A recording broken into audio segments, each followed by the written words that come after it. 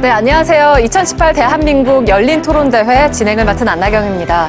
올해 토론대회는 청춘 대한민국을 토론하다라는 부제로 전국의 대학생 그리고 고등학생들도 함께했습니다. 그동안 열띤 경쟁이 펼쳐졌던 예선과 본선을 거쳐서 오늘 드디어 최종 결승전이 치러지게 됩니다. 지금 두 팀이 대기를 하고 있는데요. 그 전에 그동안의 대회 과정을 영상으로 좀 먼저 보시겠습니다. 대한민국 열띤 토론회가 열리던 날, 전국 각지에서 열정과 패기로 가득한 청춘들이 한자리에 모였다. 대학생부 170명, 총 85개 팀이 진정한 토론 고수를 가리기 위해 참가 등록을 마쳤다. 아무래도 중앙선관위에서 개최하는 토론대회다 보니까 조금 더 다양한 사람들의 의견을 들을 수 있지 않을까 해서 취업 준비하기 전에 마무리하는 느낌으로 의미 있는 경험을 만들어보고 싶어서 나왔습니다. 토론대회의 주제가 공개되고 우승을 향한 개인 여정을 준비하는 참가자들의 표정이 진지하다. 이번 토론대회에서는 선거에 온라인 투표를 도입해야 된다라는 것과 투표를 의무적으로 참가할 수 있도록 하는 의무투표제를 저희들이 선정했습니다. 반드시 이 민주주의를 달성하기 위해서 투표를 해야 하는지 여기에 대해서 국민적인 여론들을 한번 들어보고 싶었습니다. 드디어 예선전의 대진표가 공개됐다. 결전을 앞둔 참가자들, 저마다 각오가 남다르다. 저희도 외부 토론대회는 처음 출전해가지고 최선을 다해서 임하고자 배우고자 왔습니다. 둘, 셋, 화이팅! 우승으로 가자! 파이팅! 파이팅! 세 개 팀이 한 조가 되어서 각 팀당 2번의 토론을 치르는 예선전. 예선전부터 한치의 양보 없는 찬반 논쟁에 심사위원들의 눈빛도 매서워졌다. 얼마나 잘 상대의 주장을 듣고 잘 이해하고 그리고 자기의 주장을 얼마나 타당한 근거에 두고 논리적으로 잘 전개해 가는가 하는 것에 주안점을 두고 평가를 합니다. 주어진 주제를 놓고 펼쳐지는 뜨거운 찬반 논쟁. 팽팽한 긴장감 속에 불꽃 튀는 공방이 이어졌다. 한시도 긴장의 끈을 놓을 수 없었던 대학생부 예선 경기가 모두 끝났다. 흰색이에요. 상대팀이 너무 강한 것 같아서 지금 그냥 빨리 차표 있을 때 예약하려고요. 치열한 토론 배틀을 거쳐 32강 본선에 진출한 팀이 결정됐다. 희비가 엇갈리는 순간이다. 기쁨의 인증샷은 필수. 자고 가게 돼서 매우 좋습니다. 양말이랑 가져왔지? 네, 가져왔어요. 한편 고등학생부의 예선전 역시 만만치 않았다. 전국 17개 시도에서 무려 367개 팀이 치열한 예선 경쟁을 펼쳤다. 운명의 라이벌 본선 토론 상대팀은 추첨을 통해 결정. 이제부터 우승을 향한 진짜 승부가 시작된다. 저희는 소소하게 한 팀만 이기는 거가 꿈이에요. 학교 이름을 빛내고 싶습니다. 토론대회 본선이 시작됐다. 긴장감이 감도는 대기실. 마지막까지 전략들을 꼼꼼히 점검한다. 자료를 좀 외국 것도 찾아보려고 노력하고 이랬는데 그래도 다 쓰고 갈 수만 있었으면 좋겠어요. 예선전과 달리 본선은 한 번의 토론으로 상대를 제압해야 한다. 업그레이드된 논리와 순발력, 토론을 거듭할수록 우승을 향한 치열한 진검승부가 이어진다. 촌철살인의 절대 강자들이 모여 대결을 펼치는 그야말로 역대급 토론 배틀이 계속됐다. 너무 힘들어요. 너무 힘들어요. 네, 갈수록 상대 팀 실력이 높아지니까 하나하나 할 때마다 혼이 빠져나가는 느낌이라서. 저는 토론 대회도 중요하지만 결과도 중요하지만 토론 과정에서 배운 게 굉장히 많았다고 생각을 하고 치열한 접전 끝에 대학부 준결승에는 뉴페이스와 1시간 이내가 맞붙었다. 최종 뉴페이스 결승 진출. 그리고 결승 진출을 확정지을 또 다른 팀은 중용의 미가 그 행운을 차지했다. 다음은 고등학생부 준결승. 환상의 팀워 토마토, 최고의 승부사 페이토. 승자는 토마토. 최고의 뚝심 말로 합시다. 날카로운 공격 오물한 개구리의 승자는 말로 합시다. 결승 진출. 우리 열린 토론대회에 참여해주신 학생 여러분들께 감사드립니다. 그리고 민주주의의 꽃은 선거이고 선거라는 꽃을 활짝 꽃 피우는 것은 토론이라고 생각합니다. 앞으로도 저희 중앙선거방송 토론위원회는 민주주의의 꽃인 선거가 활짝 꽃 피울 수 있도록 토론을 통해서 열심히 노력하겠습니다. 토론 최강자를 가리기 위한 뜨거웠던 1박 2일. 최고의 승부사들이 보여준 열정과 패기. 이제 최종 결승만이 남았다. 네, 바로 이어서 대학생부 결승전을 진행하도록 하겠습니다. 두 팀을 소개하겠습니다. 먼저 중용의 미 팀입니다. 안녕하세요. 네.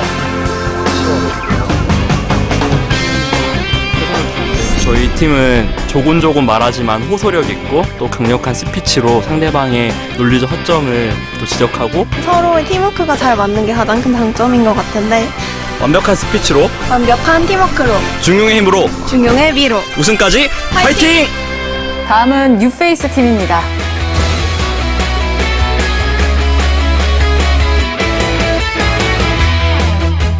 초심을 잃지 말고 유종의 미를 거두자라는 이유로서 뉴페이스라고 다시 정했습니다.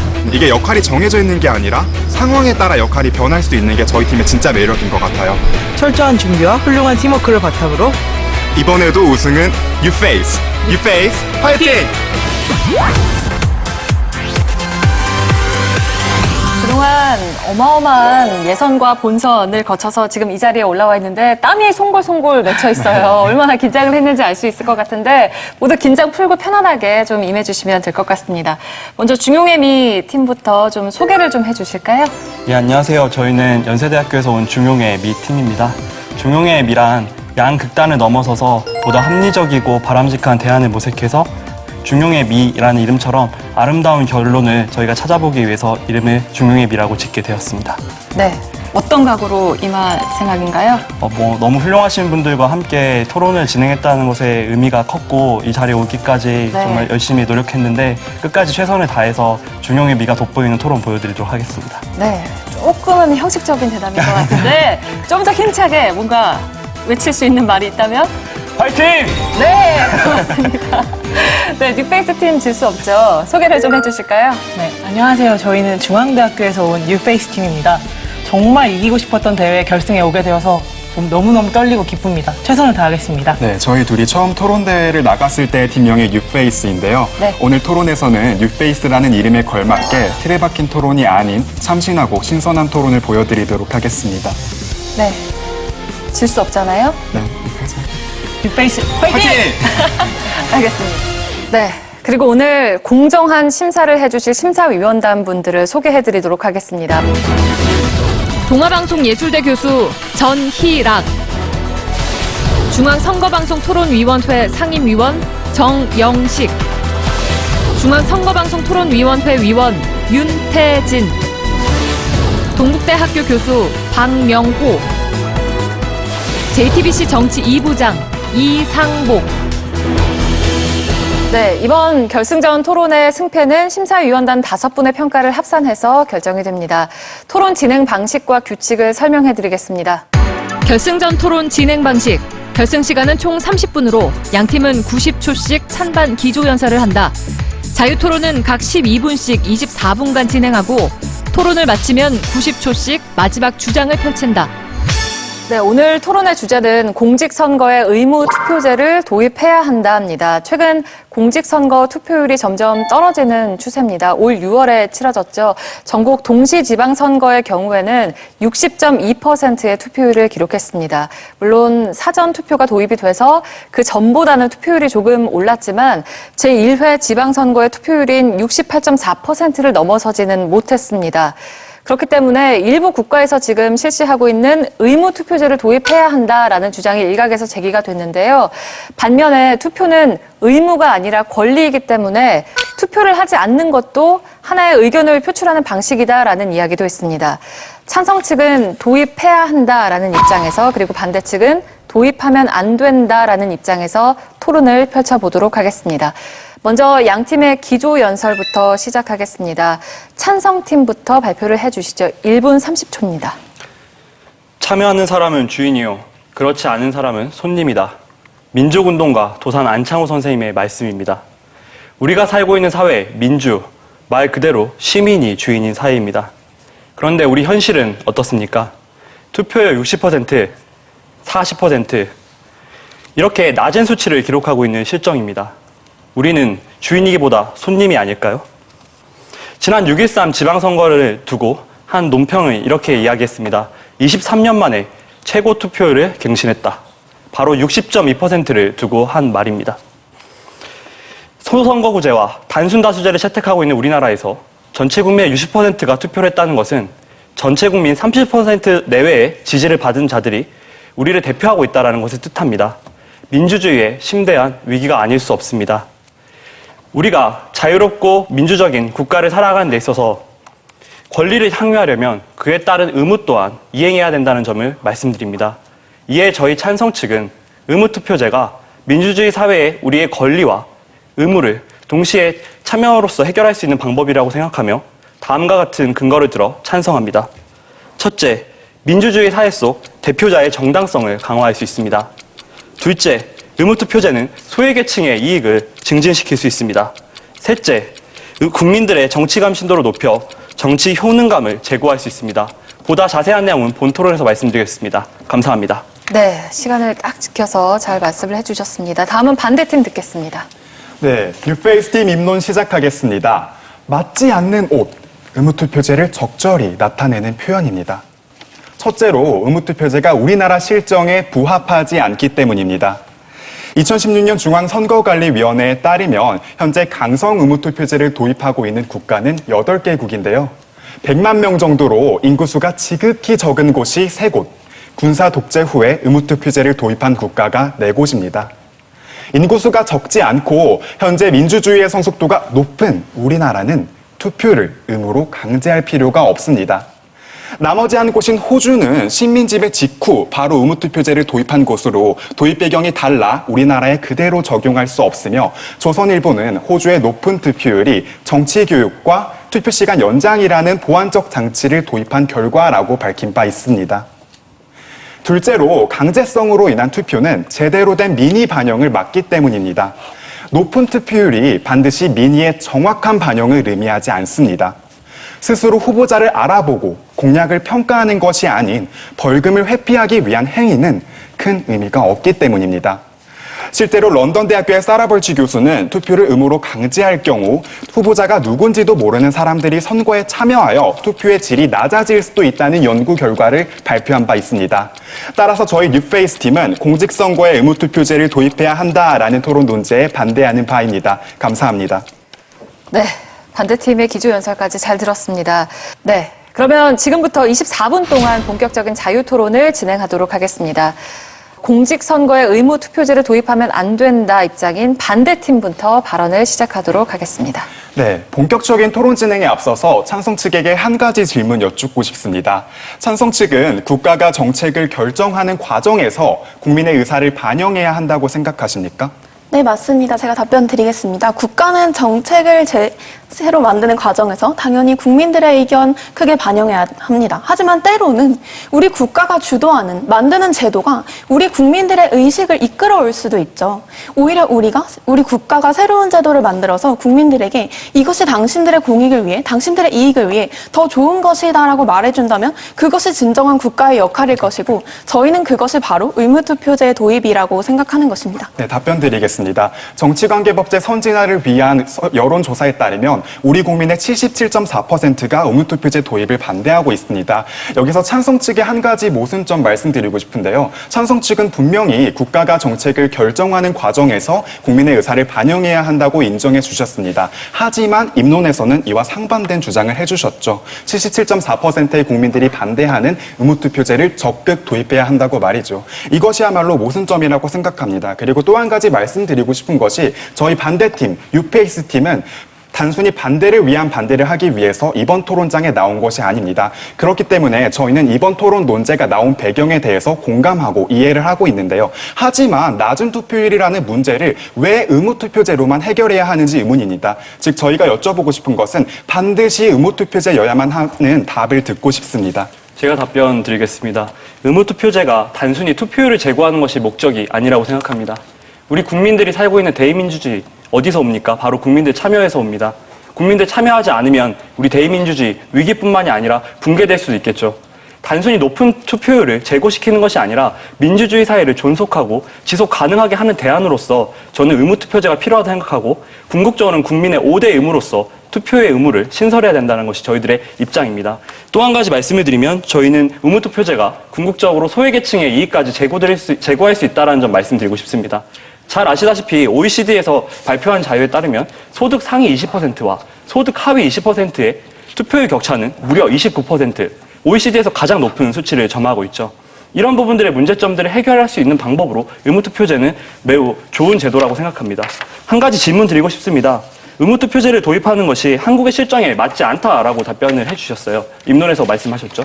그 부분에 대해서 어떻게 한국의 실정에 맞지 않는 것인지에 대해서 구체적인 설명 부탁드리겠습니다. 네, 먼저 답변 드린 다음에 차차히 답변 드리겠습니다. 네. 먼저 지금 의무투표제의 도입을 통하여 저소득층의 투표율을 높일 수 있고 민주적 다원성을 높일 수 있다고 취지에서 말씀해 주신 것 같은데요. 저희는 먼저 근본적인 질문 하나 드리고 싶습니다. 의무투표제를 실시한다고 해서 투표율이 양적으로 증가한다 한들 과연 이것이 질적으로 증가하느냐입니다. 네덜란드 튠베르 대학의 엥겔렌과 호거가 의무투표제를 실시 중인 벨기에의 데이터를 가지고 실증 연구를 했을 때 의무투표제로 인해 정치적 지식이 성장한다는 증거는 하나도 없었습니다. 즉, 이 연구 결과를 보면 의무투표제는 결코 시민의 정치적 의식을 향상시킬 수 없다는 것입니다. 저희의 주장은 그래서 의무투표제를 통해 아무리 투표율이 높아진다 한들 이 표가 질적으로 향상되었다는 증거가 없다면 의무투표제 도입은 다시 한번 재고해봐야 한다는 입장입니다. 네, 그리고 첨언하겠습니다. 방금 전에 이제 저희한테 우리나라 실정에 부합하지 않는다는 주장에 대한 근거를 구체적으로 말씀해 달라고 요청을 해주셨는데요. 저희는 입론에서 의무투표제를 도입한 국가들의 당시 배경과 현재 우리나라가 가지고 있는 상황이 다르다는 점을 분명히 말씀드린 바 있습니다. 네, 그렇다면 한 가지 더 질문 드리겠습니다. 혹시 콜린스 영어 사전이죠? 여기에도 등재되어 있는 돈키보트란 단어를 아십니까? 잘 모르겠습니다. 네, 이 돈키보트라는 것은 호주에서 나타난 단어입니다. 의무투표제를 실시하고 있는 대표적인 국가죠. 네. 자, 이 돈키보트가 무엇이냐면요. 후보자에 대한 고려나 공약에 대한 생각 없이 아무나 순서대로 찍는 현상을 가리킵니다.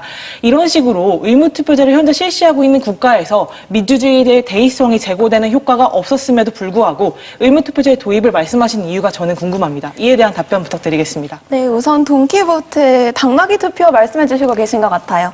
네, 맞습니다. 많은 국가들에서 투표하는 과정에서 당나귀 투표라는 문제가 발생하고 있고 당나귀 투표란 투표에 참여하는 국민들이 실제로 뽑고 싶은 사람이 없음에도 마구잡이로 투표하는 걸 말한다고 말씀해 주셨어요. 하지만 저희는 이것이 왜 반드시 의무투표를 시행한다고 더 극심해지는 것인지 모르겠습니다. 네, 호주에서는 실제로 투표에서 약 1%에서 2%가량의 투표 참여자들이 당나귀 투표를 한다고 설문조사에 답변을 했지만 호주는 우리나라와 달리 선호투표라는 것도 함께 시행하고 있습니다. 선호투표란 자신이 선호하는 후보를 1번부터 끝번호까지 모두 나열을 하는 것이죠. 그 과정에서 다소 귀찮았던 국민들이 당나귀 투표를 시행할 수 있는 것이고 또 이러한 당나귀 투표의 비율은 호주에서 실시한 설문조사에서만 판단할 수 있는 비율이죠. 따라서 저는 이런 당나귀 투표, 의무투표를 도입했을 때 더 극심해지지 않는다고 생각하면서 저희가 드렸던 질문을 조금 더 이어가 보고 싶어요. 현재 저는 짚어드리고 싶은 부분이 우리나라의 소득별 또는 연령 간 계층 간의 투표율 차이가 너무 심각하고 이러한 문제는 단순히 우리가 그저 의무투표제가 국민에게 강제성을 띈다, 안 띈다로 넘어갈 문제가 아니라 지금 당장 해결해야 할 시급한 문제라고 생각합니다. 연령 간 또는 소득 계층 간 투표율 차이가 심각하다면 그것은 우리나라의 정치 상황에 어떤 특정한 강자들의 이익만을 대변하고 있다는 증거가 되는 것이죠. 따라서 의무투표를 도입해서 투표율을 획기적으로 제고하지 않는다면 반대측은 어떻게 우리나라의 모든 국민들의 의사를 정치에 반영할 수 있다고 생각하시는지 궁금한데요. 네, 먼저 답변 드리겠습니다. 돈키보트가 1에서 2%다. 저희도 알고 있습니다. 그러나 이 자료는 1960년대 시드니 대학교 말콤 맥케라스 교수가 논문에서 발표한 증거일 뿐 저희는 최신 자료를 들어드리겠습니다. 2010년도 데일리 텔레그래프지의 기사에 따르면 61만 8,435명이 돈키보트 아무나 찍는 것입니다. 이것이 마음에 드는 사람이 없어 찍는 것이 아니라 아무나 그냥 순서대로 찍는 형태를 가리키는 것이죠. 이런 사람이 무려 호주 유권자의 전체 유권자의 5.64%나 해당한다는 점 다시 한번 짚어드리겠습니다. 그리고 지금 호주 같은 경우에는 선호투표제를 채택하고 있어서 유권자들이 귀찮아서 그냥 아무나 찍는다고 하셨는데 그렇다면 그러한 부작용은 우리나라에서도 일어날 수 있습니다. 우리나라가 그 투표제도에서 사용하고 있는 표는 무려 8장입니다. 이로 인해 나타나는 부작용도 상당한데요. 지금 말씀하신 호주의 사례가 우리나라에도 그대로 일어날 수 있다는 점 다시 한번 짚어드리겠습니다. 네, 첨언하겠습니다. 그리고 무엇보다도 중요한 것은 이 던키보트가 바로 의무투표제를 도입하고 난 후에 나온 현상이라는 것입니다. 즉, 그 원인이 의무투표제에 있다는 것이지요. 그리고 1에서 2%가 굉장히 심각하지 않다고 생각하시는 것 같아요. 하지만 저희는 이에 동의할 수 없습니다. 이번 지방선거에서 청양군 군수 투표가 몇 표 차이로 결정이 났는지 아십니까? 단 한 표 차이로 결정이 났습니다. 이러한 상황에서 1%가 주는 영향, 후보자의 당선을 결정할 수도 있는 영향입니다. 따라서 저희는 의무투표제로 인해서 발생할 수 있는 돈키보트의 부작용이 결코 적다라고 생각하지 않습니다. 네, 그리고 한 가지 더 답변 드리겠습니다. 질문해 주신 파트가 그렇다면 우리나라의 심각한 소득별 투표율 격차는 어떻게 해결하실 겁니까? 이거였는데요. 저희는 그렇다면 같은 자료인 IDEA에서 발표한 소득별 투표 격차에 대해 조금 말씀드려보고자 합니다. 네덜란드나 스웨덴의 경우는 투표율 격차가 얼마인지 알고 계십니까? 말씀해 주시죠. 네, 단 4%포인트입니다. 이런 식으로 의무투표제를 도입하지 않아도 이것을 해결하고 있는 국가가 있다는 점 짚어드리겠습니다. 네, 제가 이어서 좀 답변을 드리겠습니다. 저 데일리 텔리그래프를 인용을 해주셨는데요. 거기에 주석을 단 내용이 이렇게 되어 있습니다. 전체 국민들을 표본으로 조사한 것이기 때문에 이 통계 자료에 대한 명확한 신뢰성을 담보할 수는 없다. 다만 추측지일 뿐이다라는 내용이 달려있죠. 저는 이 부분에 말씀드리고 싶습니다. 당나귀 투표라고 하시면서 마치 깜깜이 투표라고 하면서 우리 국민들이 아무나 찍는다라고 표현하신 것 같아요. 저는 이것이 바로 우리 민주주의를 조금 더 성숙한 관점에서 바라봐야 될 필요성이라고 생각합니다.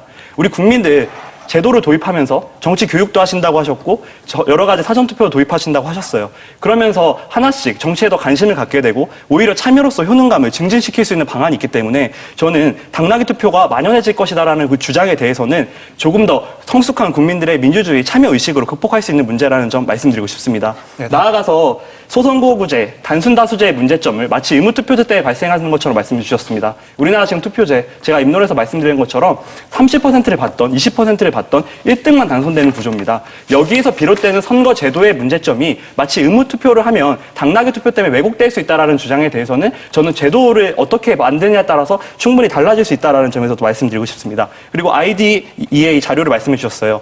그 자료에도 이런 주석이 달려 있습니다. 스웨덴, 독일, 노르딕 국가라고 말하는 나라들은 오랜 기간 동안 노조를 통해서 정당을 만들었고 그 정당들이 상당한 민주주의 발전과 복지를 이루었죠. 정치 참여의 역사가 그만큼 긴 것입니다. 그런데 한국에 왜 도입을 해야 되냐라고 말씀해 주셨어요. 우리 한국에 여러 가지 정치 갈등, 지역 갈등, 사회 갈등들이 많이 만연한 이 상황에서 투표마저도 불균등하게 될 수밖에 없는 이 시스템에 대한 문제점에 대해서 지적을 드린 것이고 저희는 세 번째 저희 근거에서 말씀드렸던 것처럼 참여를 통한 효능감 증진, 국민들이 더 나아가서 어떻게 하면 정치가 내 삶을 바꿔줄 것인지에 대해서 느끼게 하기 위해서 의무투표제가 필요하다고 생각하는데 이에 대해서 어떻게 생각하시는지 답변 네, 부탁드립니다. 답변 드리겠습니다. 저희가 단순히 근거 없이 던키보트가 만연해질 것이라고 주장한 것이 아닙니다. 던키보트가 최소한 1% 나온다는 것은 실증 연구 자료에서 증명되었습니다. 하지만 이 1%가 굉장히 큰 부작용의 효과로 다가올 수 있다는 취지로 말씀드렸던 것이고요. 그렇다면 지금 찬성 측의 주장을 조금 정리해보면 정치적 평등을 달성하기 위해서 의무투표제를 도입해야 한다라고 주장하시는 것 같아요. 저희는 바로 이 포인트에서 의무투표제의 함정을 말씀드리고 싶습니다. 21세기 정치학회에 따르면 사회적으로 약자, 가난하고 학력이 낮은 사람들의 투표 참여가 미진한 이유는 그들이 쉬지 않고 새벽까지 노동을 해야 해서 투표할 시간이 없기 때문이라고 합니다. 이러한 상황에서 의무투표제를 도입한다? 생계를 유지해야 하는 사람들한테 너 투표 안 하면 돈까지 내 라고 이중처벌을 내리는 격입니다. 따라서 저희는 찬성 측과 반대 측이 모두 이 문제에 대해서 공감을 하고 있다면 비민주성과 비효과성을 지닌 의무투표제보다는 차라리 투표 시간 연장 등의 안정적이고 민주적인 대안을 도입하는 것이 바람직하다고 생각합니다. 물론 여기에 대해서 의무투표제와 투표시간 연장 같이 가면 된다고 주장하실 수 있습니다. 하지만 저희는 이렇게 미리 말씀드리고 싶습니다. 그 말은 즉슨 의무투표제라는 대안 하나로는 우리나라의 정치 문제를 혼자 해결할 수 없다는 것을 인정하게 되신 것이라는 것이죠. 네, 맞습니다. 방금 반대측에서 지적해주신 부분 저희도 충분히 공감하고 문제점 인식하고 있습니다. 우리나라에 투표에 참여하고 싶지 않은 사람이 아니라 참여하지 못하는 사람이 굉장히 많습니다. 최근 중앙선거관리위원회에서 발표한 설문조사 자료에 따르면 우리나라 비정규직 노동자들 중 약 65%가 투표에 참여하지 않는 것이 아니라 참여하지 못했다고 말했습니다.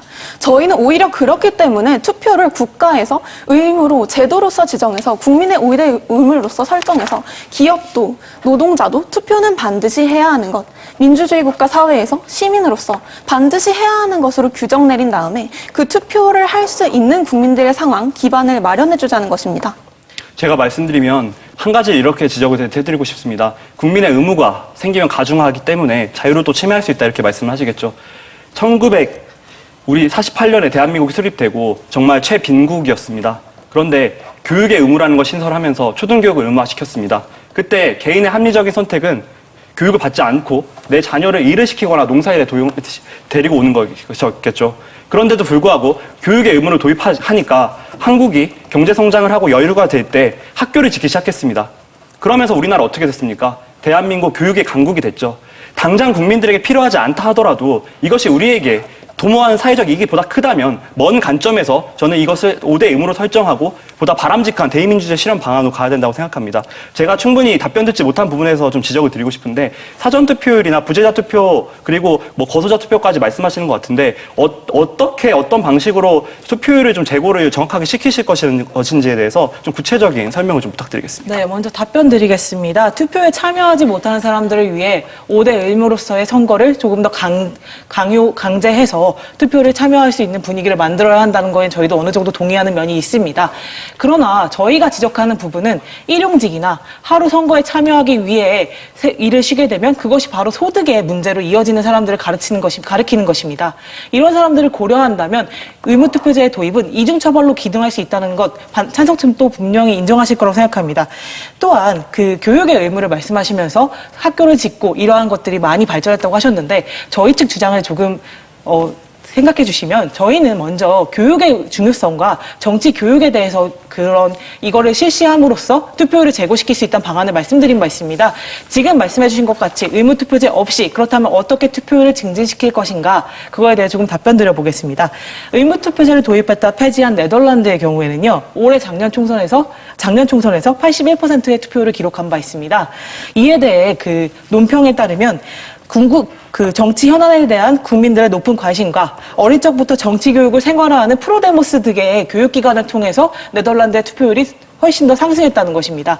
저희가 말씀드리고 싶은 것은 이런 식으로 교육이라든가 기본적으로 유권자들이 선거에 참여해서 느낄 수 있는 정치 효능감에 대한 학습이 없이 의무투표제를 도입했을 때 나타날 수 있는 그 부작용을 고려할 때 반드시 의무투표제여야만 하는 이유는 없다는 것입니다. 네, 첨언하겠습니다. 조금 더 구체적으로 말씀드리자면 물론 말씀해 주신 것처럼 우리나라에 투표를 하고 싶지만 못하는 사람들도 있지만 가장 큰 비율을 차지하고 있는 것은 정치 무관심과 불신을 보여주고 있는 사람입니다. 실제로 중앙선거관리위원회에 따르면 2008년에 46.5%, 2010년에 43.3%, 2012년에 43.1%입니다. 40%가 넘는 사람들이 정치 불신을 보여주고 있기 때문에 이러한 근본적인 문제를 먼저 해결하는 게 급선무라고 생각합니다.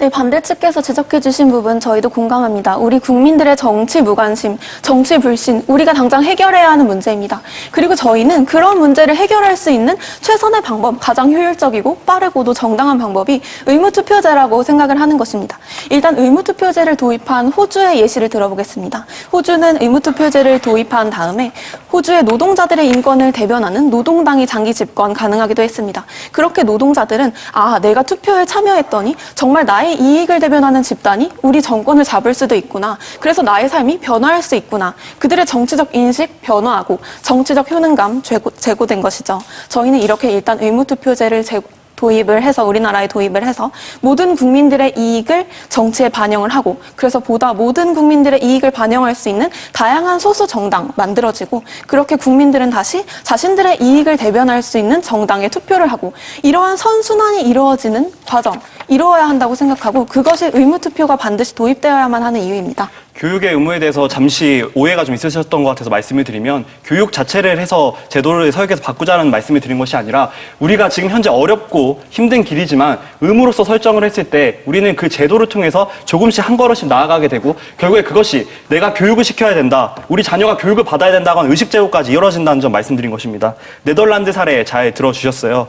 네덜란드 폐지를 했죠. 근데 저희는 이것을 항구적으로 유지를 하면서 대한민국은 대의민주주의 사회다, 민주공화국이다라는 것을 국민의 5대 의무로서 선거 참여라는 것을 명시하자라는 말씀을 드린 것이었습니다. 정치에 무관심, 정치 불신 말씀하셨습니다. 저 이렇게 말씀드리고 싶습니다. 버락 오바마 대통령이 열세에 몰렸을 때 이렇게 얘기했죠. 정치를 싫어하십니까? 정치를 정말 보면 혐오감이 드십니까? 그렇다면 투표하십시오. 참여하십시오. 정치의 문제는 오로지 정치로만 풀 수 있다라고 하는 주장이었습니다. 저희는 교육도 좋고 제도도 좋지만 결국에는 더 정치에 참여할 수 있는 시스템을 만들어야 된다는 것에 의무투표제를 찬성하는 바입니다. 네, 답변 드리겠습니다. 미국의 사례 말씀해 주셨죠. 저희도 미국의 사례로 조금 첨언을 해보고 싶은데요. 미국 선거관리위원회의 사례에 주목해볼 필요가 있다고 생각합니다. 미국 선거관리위원회의 경우 강제적으로 의무투표제를 도입하지는 않았지만 획기적으로 창의적인 방법으로 투표율을 제고한 바 있습니다. 바로 투표하기 전날에 오히려 투표를 하지 말라는 공익 광고를 냈던 것이죠. 하지만 오히려 투표율이 20% 이상 더 증가했다는 것입니다. 저희가 이 사례로 말씀드리고 싶은 것은 이렇게 창의적이고 획기적이고 더 안정적이고 비용이 적은 대안이 있는데 이러한 대안을 더 생각할 노력을 하지 않고 바로 의무투표제를 도입하자는 것은 지연 말단적, 본만 전도적, 최소한 시기상조적인 대안이라는 것입니다. 그리고 한 가지 더 말씀드리고 싶은 것이 저희가 아까 처음에는 과연 의무투표제를 왜 도입해야 하는지 여쭤봤습니다. 이에 대해서 정치적 평등 말씀해 주셨는데 그거는 저희가 말씀드린 대안으로도 달성이 가능했고요. 그렇다면 이번에는 어떻게 실현 가능성에 대한 부분을 질문드리고 싶습니다. 저희는 의무투표제를 실시한다고 해서 투표율의 제고를 기대할 수 있는지가 사실 조금 의문입니다. 왜냐하면 2016년 경북대학교 사회과학기초연구소에 따르면 사실 베네수엘라와 게테말라의 경우 의무투표제를 도입했지만 40%를 간신히 넘는 투표율을 보여 폐지한 바 있습니다. 이 밖에도 멕시코가 단 58%, 그리고 부분적으로 도입하고 있는 스위스의 경우에도 의무투표제를 도입하고 있는데도 불구하고 46.8%에 불과했습니다. 저희는 여쭙고 싶습니다. 과연 의무투표제를 도입한다고 해서 그 실현 가능성을 제고할 수 있다는 그 근거는 무엇입니까? 네, 그리고 한 가지 첨언하겠습니다. 매번 투표율이 80% 이상을 기록하는 덴마크의 경우에는 의무투표제 도입 없이도 이렇게 높은 투표율을 기록하고 있습니다. 그 저변에 있는 것은 정치에 다각도로 참여하는 국민의 열망이며 스웨덴 역시 80% 후반에 육박하는 투표율을 지니고 있습니다. 선거 오두막을 통해 공론장을 형성하고 국민이 정치에 대해 관심을 가질 수 있고 정치에 대해 알 수 있는 기회를 줬기 때문이죠. 그러나 우리는 이러한 제도를 실시하지 않고 바로 의무투표제로 나아갈 수 있는지 그것이 근본적인 의문입니다. 제가 덴마크와 스웨덴 예시를 들어드리면서 분명 역사적 맥락에서 말씀을 드렸습니다.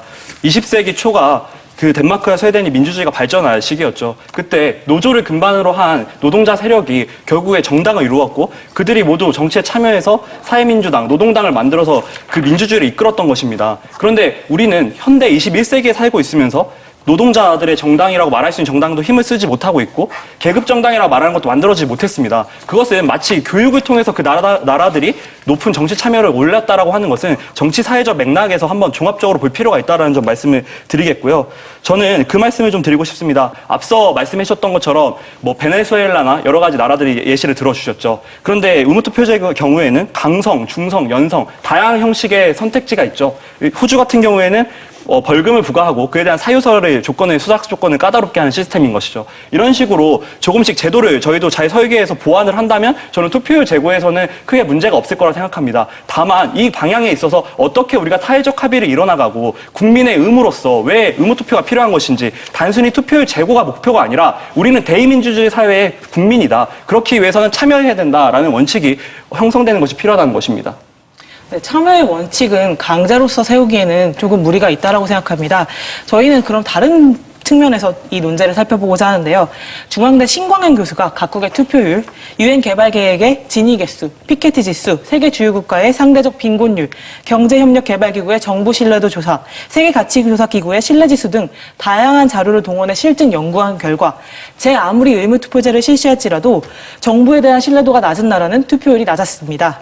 예컨대 브라질과 호주 모두 의무투표제를 실시하고 있지만요. 불평등이 심각한 브라질의 경우는 투표율은 74.72%로 우리 우리 대선 투표율 77.2%보다 낮았습니다. 반면 자유투표제를 채택하고 있지만 불평등 정도가 낮고 정부에 대한 신뢰도가 높은 덴마크는 선거에서 87%를 기록한 바 있습니다. 비교 사회적 얘기를 하고 계시면서 저희에게 덴마크와 스웨덴의 사례는 과거에 정부 수립 때부터 노동자를 챙기고 노동자를 기반으로 나왔기 때문에 투표율이 높다라고 얘기해 주고 계신데요. 저희는 이에 대해 조금 근본적인 의문을 제기하고 싶습니다. 스웨덴 사례가 아무리 그랬다고 하는데 우리가 배우고 따라갈 점은 없을까요? 스웨덴은 기본적으로 정치 교육이 초등학교 때부터 생활화되어 있는 국가입니다. 이게 아무리 노동자 정당을 근반으로 하고 있다 한들 우리도 그것을 배우고 따라갈 수 있다면 얼마든지 우리 사회에 적용할 수 있다고 생각합니다. 네, 그러면 저도 너무 좋겠습니다. 하지만 현재 우리나라 공교육에서 투표 교육, 정치 교육 안 하고 있습니까? 절대 아닙니다. 우리나라 공교육 또는 초, 중, 고 모든 교육에서 투표가 얼마나 중요한지, 정치 참여가 얼마나 중요한지 우리 충분히 교육하고 있습니다. 하지만 그럼에도 불구하고 우리나라의 다양한 역사적, 사회적 상황이 우리나라의 국민들이 내가 투표해도 바뀌지 않지 않을까라는 생각 계속해서 하게 만들고 있는 것입니다. 따라서 저희는 지금 당장 대한민국에 물론 점진적인 도입을 할 수 있다면 더 좋겠지만 투표 교육, 정치 교육 좋습니다. 하지만 거기에 의무 투표까지 함께하여 모든 국민에게 실제로 투표를 참여했을 때 소외계층, 저소득층 계층, 지금 투표에 참여하지 않고 있는 사람들이 일단 투표에 참여를 했을 때 자신들의 삶이 어떻게 변화하는지 먼저 보여줄 수 있다면 그것이 훨씬 효과적이고 빠른 방법이 아닐지 생각합니다. 암묵적 규범이라는 것이 바로 도덕이고요. 그리고 현실적 규범이라는 게 제도와 법입니다. 제가 앞서 그 덴마크 사례와 스웨덴 사례를 많이 지금 예시를 들어주고 계신데 그 나라들에서 투표를 하지 않는다는 것은 마치 시민권을 포기하는 것이다. 나의 오랜 기간 동안 노동자와 여성들의 권익을 찾아온 그 시민권을 내려놓는 것이다라고 하는 암묵적 사회 규범이 사회적 합의로 만들어져 있는 것이죠. 그런데 그것을 비교선상에서 한국도 그렇다면 그런 교육을 통해서 충분히 해결할 수 있다. 저는 그런 교육 필요하다고 생각합니다. 하지만 저희가 가지고 있는 그 국민권에 대한 의식과 그들이 가지고 있는 의식이 다르기 때문에 저는 분명 의식이 제도를 바꿀 수도 있지만 제도가 오히려 의식을 견인해서 제도와 의식이 함께 병행될 수 있는 시스템이 가능하다고 말씀을 드린 것이었습니다. 한국에서 지금 투표율이 상당히 낮아지고 있는데 물론 대선 투표율 잠시 올라갔습니다. 그런데 제가 예시로 들었던 풀뿌리 민주주의의 지방선거 투표율 60.2%입니다.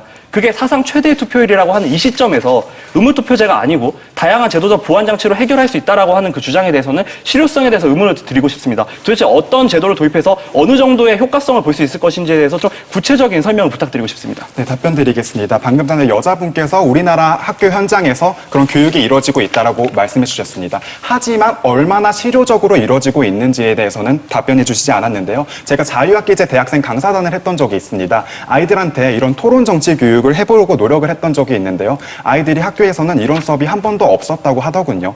단순히 일방적인 교사가 학생한테 알려주는 수업, 그런 거로는 효과를 제거할 수 없습니다. 그렇기 때문에 좀 더 효율적이고 창의적인 정치 교육이 필요하다는 것입니다.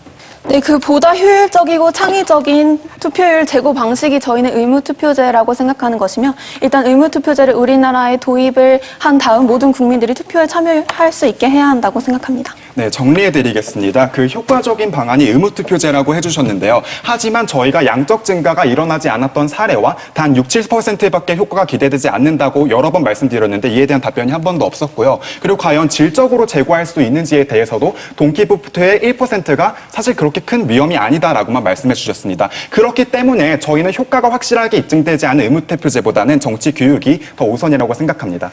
네, 와 24분을 정말 하얗게 불태우셨네요.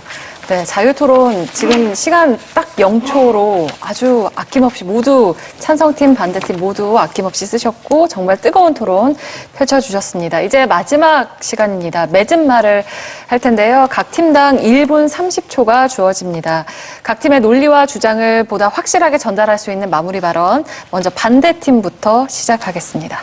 뉴페이스 팀 최종 발언 시작하겠습니다. 민무신분리. 논어에 등장하는 말로써 국민의 믿음이 없이는 국가는 존속될 수 없음을 뜻합니다. 저희는 오늘 공직선거에 의무투표제를 도입해야 한다는 토론 논제에 대해 이 말로 답하고자 합니다. 믿음이 없으면 설 수 없다는 공자의 말씀이 의미하듯 현재의 낮은 투표율과 이로 인한 대표성의 저하는 실망이 커서 참여해도 바뀌는 것이 없어서 투표장을 찾지 않는 우리 정치 현실이 증상으로 나타난 것이기 때문입니다. 여러 연구 사례에서 보여주듯 의무투표제로 인한 투표율의 증가는 6~7%의 미미한 수준에 불과하며 선거의 질적 향상을 보장할 수 없습니다. 다양한 국가에서 등장하는 부작용을 통해 우리는 이것을 알 수 있죠. 돈키호테나 아니면 여러 가지 사례를 저희는 토론에서 들어드렸습니다. 뿐만 아니라 우리는 더욱 합리적이고 민주적인 대안을 찾을 수 있습니다. 국민의 정치 신뢰 회복과 고질적인 불평등의 개선, 교육 현장과 유리된 정치 교육이 우선시되어야 할 것이며 이러한 우선 과제 해결은 나아가 높은 자발적 투표율과 성숙한 민주주의로서 꽃피울 것입니다. 따라서 저희는 우리 정치 토양에 맞지 않는 의무투표제 도입이 아닌 국민의 신뢰 회복과 정치 문화의 성숙이 보다 필요하다고 주장하는 바입니다. 이상으로 뉴페이스 팀의 최종 발언 마치겠습니다. 감사합니다. 네. 선거의 질적인 향상을 보장할 수 없고 그리고 우리의 정치 토양에 맞지 않기 때문에 의무투표제 도입에 반대한다는 반대팀의 맺은 말 들어봤습니다. 이번엔 찬성팀 해주시죠. 국민 주권주의. 우리나라의 주인은 모든 국민입니다. 그러나 19세기 이전 많은 국가들의 주인은 남성, 그것도 부를 소유한 자로 한정되어 있었습니다. 왜냐하면 그들에게만 참정권이 있었기 때문입니다. 그리고 2018년 오늘 대한민국, 우리는 여전히 비정상적인 소득별, 계층별 투표율 격차를 겪고 있습니다. 그것이 2018년 21세기 대한민국에서 일어나고 있는 일입니다. 따라서 저희는 이러한 문제점을 의무투표제를 도입해서 반드시 해결할 수 있다고 믿고 의무투표제에 도입해야 한다고 생각합니다. 오늘 토론에서 반대 측은 의무투표제를 대한민국에 도입했을 때 발생할 수 있는 다양한 문제점들, 특히나 투표를 하는 과정에서의 질적 훼손을 우려해 주셨어요. 하지만 저희는 오히려 의무투표제를 도입했을 때 국민들의 투표 과정의 질적 향상이 이뤄질 수 있다고 말씀드렸습니다. 의무투표제를 통해서 모든 국민들이 투표에 참여하고 그들의 나라, 그들이 바꿀 수 있다고 믿게 되었을 때 진정으로 민주주의 국가 대한민국이 만들어질 수 있는 것입니다. 따라서 저희는 모든 국민들에게 1인 1표를 완벽하게 보장할 수 있는 의무투표제, 풀뿌리 민주주의 진정으로 실현할 수 있는 의무투표제 대한민국에 반드시 도입해야 한다고 생각합니다. 우리나라의 모든 소득 불평등과 계층 간 갈등 같은 본질적인 문제 해결할 수 있는 의무투표제, 우리에게 반드시 필요합니다. 네. 풀뿌리 민주주의를 실현할 수 있는 의무투표제를 도입해야 한다는 찬성팀의 맺은 말까지 모두 들어봤습니다. 이렇게 해서 결승전 토론 시간이 모두 끝이 났습니다. 심사위원단 5분께서는 심사를 마무리해 주시기 바랍니다. 빈틈없는 논리로 상대를 압도했던 찰떡궁합 뉴페이스. 반면 탁월한 팀워크로 연전연승을 거둔 환상의 콤비 중용의 미. 우승의 영광을 차지한 팀은 과연 어디일까요? 네, 2018 대한민국 열린토론대회 그 결과가 지금 제 손에 있습니다.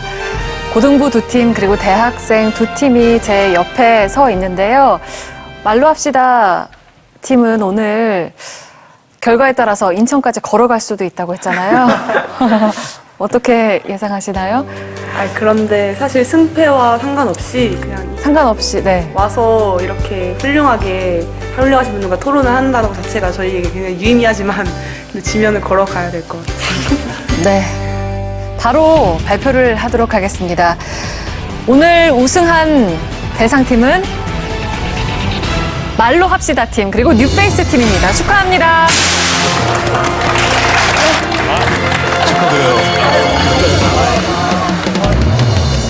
우승자에 걸맞게 앞으로도 이런 사회 이슈에 대해서 앞장서서 논할 수 있는 청년이 되도록 노력하겠습니다. 네, 아무래도 파트너십이 좀 잘 맞았어서 그런 점에서 서로 가장 고맙고 그 다음으로는 부모님이 마을 잔치 15개 하시면서 진짜 기대를 많이 하셨는데 엄마 아빠 사랑해요.